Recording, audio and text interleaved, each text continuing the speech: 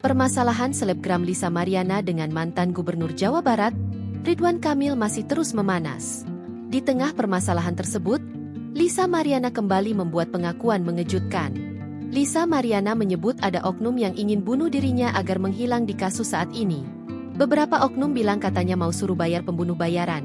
Ya untuk bunuh gue, untuk ngilangin gue. Ungkap Lisa, dikutip dari YouTube Cumi Cumi, Rabu, 2 Juli 2025.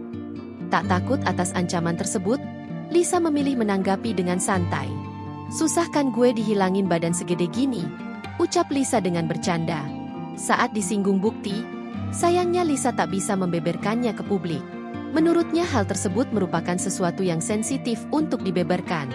"Adalah bukti, cuman gak bisalah dibongkar," kata Lisa. Selebgram 25 tahun itu kini lebih memilih untuk lebih berhati-hati lagi di kondisi saat ini.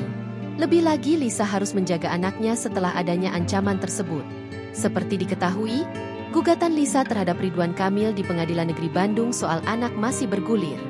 Download Tribun X sekarang, menghadirkan lokal menjadi Indonesia.